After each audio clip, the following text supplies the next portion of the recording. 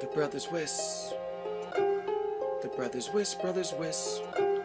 The brothers Wisp. The brothers.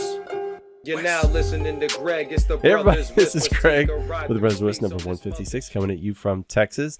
As I said, this is take 2 for us. So in the first take, I told you how I have a cold and I'm likely going to blow my nose. And I might even be kind enough to mute it. And then I introduced our kind guest that we haven't seen for quite a while, all the way from Virginia. We have Justin Miller. Hey, how's it going? Much fanfare. I thought you were going to bring the energy on this one. Maybe get the people a little excited. Yeah, it has been a while since I've been on one, so. Yeah. Here he is. And he's from his IKEA office suite. All of his flat pack put together furniture back there. Courtesy of Google image search zoom backgrounds. So. Nice. Is that how you like to imagine yourself? You look like you're in front of a 1970s TV stand. Is there a TV in there? No, there's some beads or something here. I don't know what it is. And an open book that is probably dusty. I'm sure it's full of pictures because we all know you're illiterate. I get it. Yeah, I like the picture books. So we also, you hear a second voice, or I guess that would be a third voice because I count as well. I am a person as well. We have Nick Arellano from Illinois. Close enough to bother Mikey. Yeah, there you are. Yeah. Does that make you the dollar store Mike? I have not. Is Mike the dollar store you? No. We're different people, Greg. Just let us be ourselves. Fair enough. I can't argue with that. All right. Let's get a little bit of the front matter out of the way. You've got some new patrons. Somebody went to patreon.com/thebrotherswisp and they signed up, and that was Chris Arzu. So he was kind enough to become one of the Little Brothers, and he has subsequently got access to the Little Brothers Slack, which you get the secret key to. I guess it's more of a secret knock, perhaps, and then a passphrase.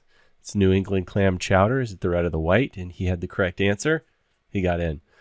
So we also have a couple of sponsors. Brought to you by Sonar, a scalable, intuitive, and comprehensive ISP billing and operational support system. You can learn more at Sonar.Software.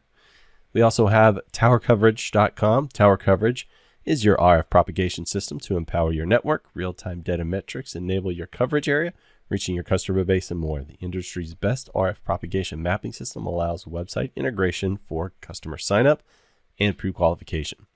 Use this data to scientifically plan network expansion and help your WISP succeed. Get a free trial today at towercoverage.com. Excellent. Excellent, my friends. So, I'm always playing with a little bit of Mikrotik stuff. And for whatever reason, I remember. Somebody asked me, because occasionally now, I guess iPhone devices, even though they're connected to a wireless access point with WPA2, they'll say, this isn't a secure connection or something like that. And I believe it comes down to Apple now wanting everybody to be on WPA3. Is that correct, Miller? I see you snickering. I haven't seen that, and I have a bunch of Apple stuff, and I haven't seen a message like that. I know the MAC address randomization is kind of annoying because I tried to use kid control on the Mikrotik to control my kid's iPad access. And I picked the first Mac I saw and for his iPad, and then next time it was different, because it has 2 of them, I guess. So that was fun. I was like, how is he still using the internet? It's past 7 o'clock. And sure enough, it was because the MAC address was different. So hey, kid's a hacker. No, I ran into the same sort of stuff with my kids, so I just spun up an extra SSID just for them, so I could just lock their little network down instead of letting them connect to all my stuff. But also, I kind of also don't trust them to not get a virus and try and infect the rest of my Zero stuff. trust, man. It starts at home, and learn not to trust at home, and then you learn not to trust others. It's always been my motto. But I was kind of looking at that, and I saw some stuff that said maybe that message is due to the fact that Apple supports WPA3, and occasionally maybe it could pop up because of that. So I was like, whoa, where's Mikrotik with WPA3? And I found out it's part of their Wi-Fi Wave 2 stuff. So I know we've seen, I think at least in some of the release notes here and there, some mentions of the Wi-Fi Wave 2 package or whatever.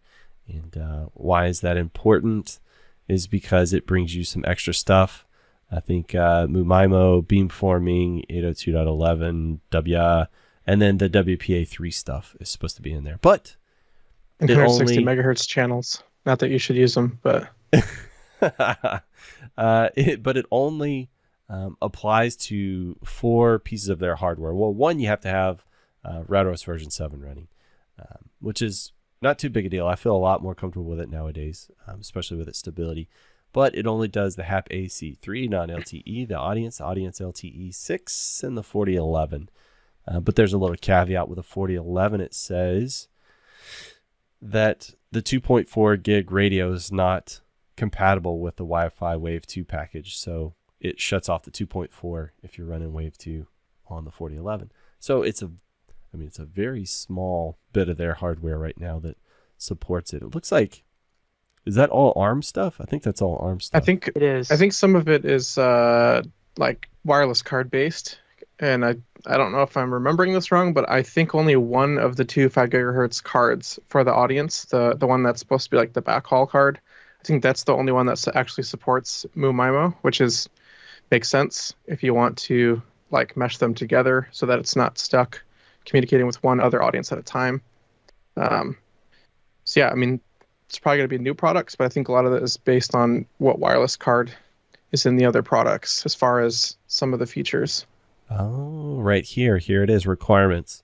Wi-Fi Wave 2 package is compatible with the IPQ 4019 and the QCA 9984 and is only available for ARM builds.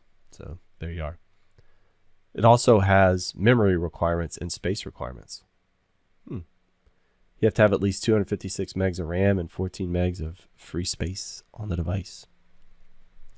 Interesting. Anyway, I was just curious. I was like, because I know WPA3 got announced a while back, and I was like, I wonder where we're at. And it looks like not a lot of adoption yet as far as the Mikrotik stuff goes. It also has opportunistic wireless encryption. There's lots of cool security stuff. Yeah. Rock and roll. I look forward to it then. Have you messed with the OWE yet? I haven't. Have you played with it? I haven't. I've been interested in it. I was always curious why you couldn't have an open network and just have people connect to it and have the two things negotiate a key to each other to keep, like, coffee shop Wi-Fi secure. And here's a standard that does that. So yeah, have an open network and connect to it, and no required knowledge of passwords to connect, essentially, and have encryption. That's cool. I haven't used it. It looks really cool. So, You're not worried about it at your house? You don't need that encryption for your kid's iPad?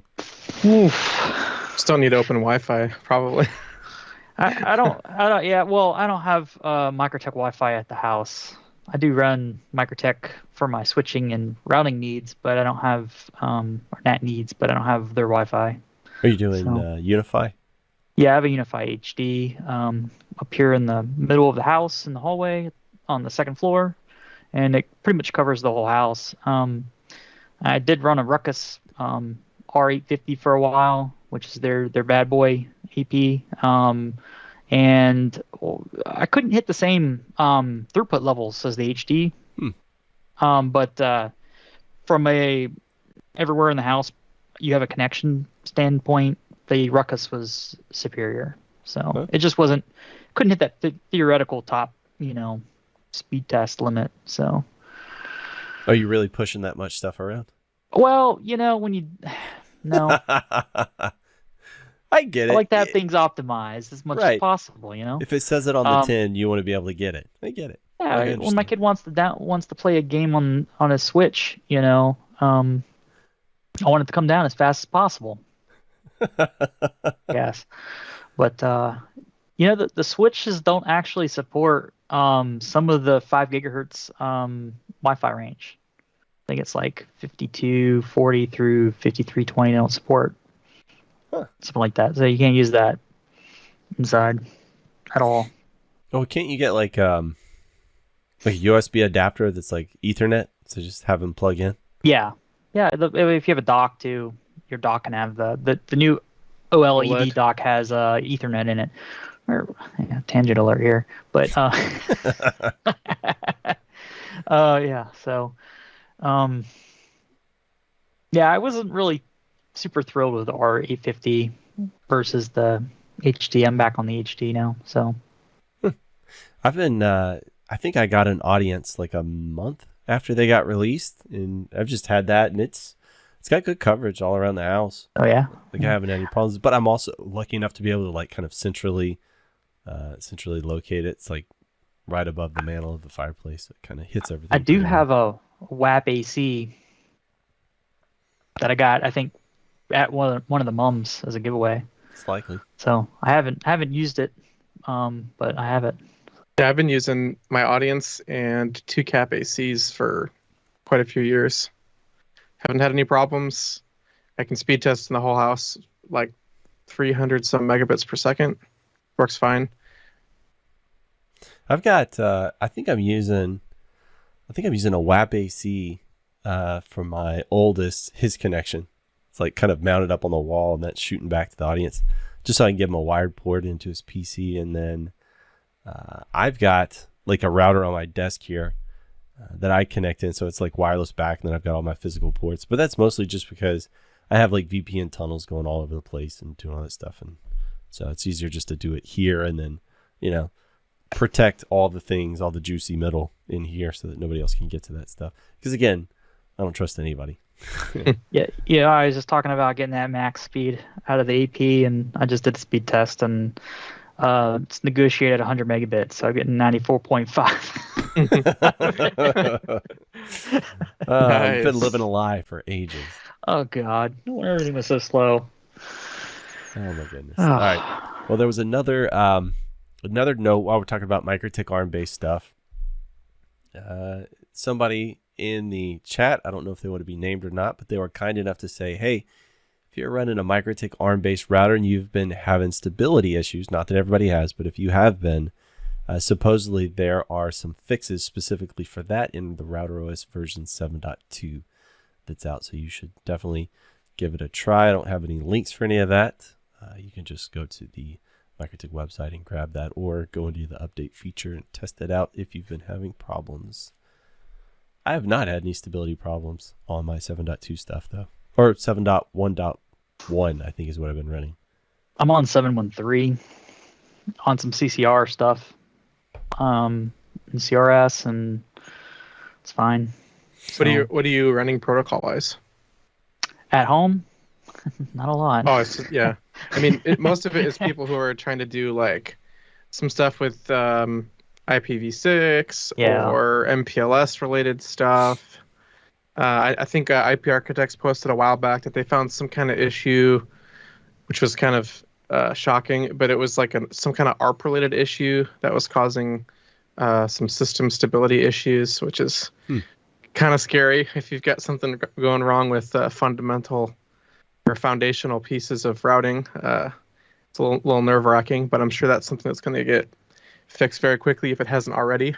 Oof. ARP, that doesn't even feel like foundational piece of routing. That's like basic TCP/IP mechanisms to right. I mean, have stuff someone would argue it's not even TCP/IP, Greg.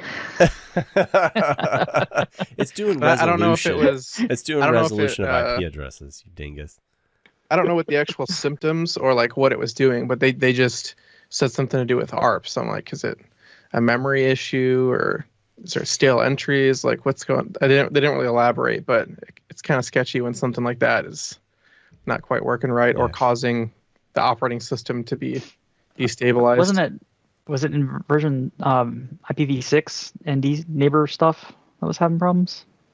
That's another thing that was problematic. There's been a couple like big things that are like kind of scary because they're not BGP or MPLS related. They're just pretty important things. So I don't know. and I guess probably based on the nature of the issue, whatever it was, it could be really difficult to troubleshoot, to figure out what's going on. That's also pretty unnerving sometimes. Yeah, I just have 7 at home, so No, not in production at work, but there are some little brothers that have it in production. So yeah, in like really big important places. So yeah, be curious to hear if they've run into any of that stuff. Although I think I've heard some of them say that they're running really stably on like 2004s. Yeah. I think those are stuff. Just route reflection workloads too. I don't think. I think everyone who has tried to do VPLS, it's just not working. Stuff's going funky with tunnels, or tunnels won't come up, or it's just completely unstable and unusable. But people who are just using them as route reflectors, apparently it's fine. I'm really using mine as like basic, like a basic office router for a restaurant group. 3 restaurants, and I'm doing 0 tier to pull them all back for their VPN endpoint stuff. So, nice. You know, I'm not running anything fancy, no routing protocols, just doing NAT, basic firewall, and that stuff, and segregating traffic inside for PCI and stuff. So I've had good luck with that. I've got my big apartment complex, and I just like keep thinking about how cool it'd be to run like Codal and Cake and all that stuff, and then I think, nah, it's fine right now. It's good. It's good. They're doing fine. Yeah. Let's see. What else? While we're talking about Mikrotik again, there's an article, and we do have a link to the forum post where Mikrotik is a bit on the fence right now. They're leaning towards let's not do this. For version 7, the BGP Max Prefix limit. That option existed in version 6, and now in version 7 it is gone, and they're saying that they don't really see the point of it. They're basically saying it's the meme of the guy sitting in front of the card table with a little sign in front that says, I don't believe we need BGP Max Prefix limit. Change my mind. That's Mikrotik right now at the moment. So I'm curious, Nick and Justin, what are your thoughts on having the BGP Max Prefix? Well, also one of you knuckleheads explain to me what actually that does, and then whether you think we need it or not. Roll the dice. Who's going to talk first? So I mean, it's just it only allows a set amount of prefixes from a peer, so it's kind of like an extra safeguard. So they're saying you don't need it because if you have proper filters, like you don't need it. And apparently, I haven't personally used it, but I guess there's some kind of mechanism where if you hit that limit or something, it'll flap the peer or shut the peer down as a security mechanism. And they're trying to argue that you shouldn't do that. You should. Well, they also they just assume that it would hit that limit and then flap, whereas we would want it to hit that limit and then say shut. Mm-hmm. Mm-hmm. Yeah. Yeah, and that's the way most other kits work, I believe, is when you trip that trip line of the prefix limit, that session's down until you go and touch it. I would agree. Say, what's up? Why did I have more routes than I was expecting? You know, Absolutely. Usually it's just used on peering exchanges and exchange points. So, when you're setting up, every network engineer at some point on one of their peerings has accidentally let stuff through sans filter. Like for whatever reason, it's blasted through.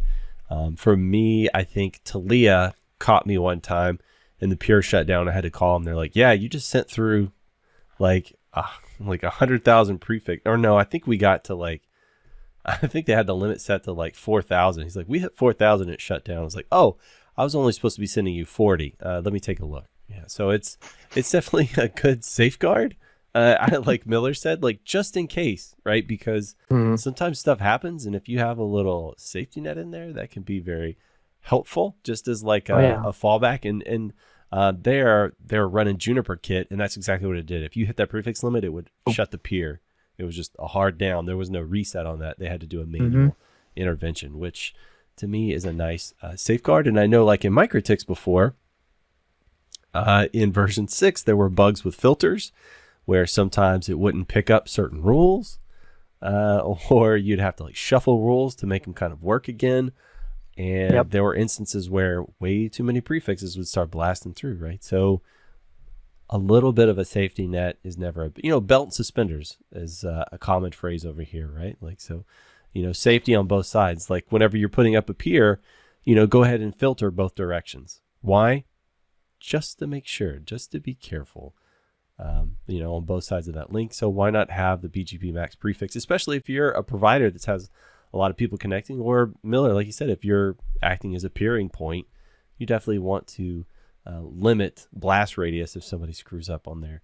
I mean, and we see route leaks pretty regular, right? It's a pretty common occurrence.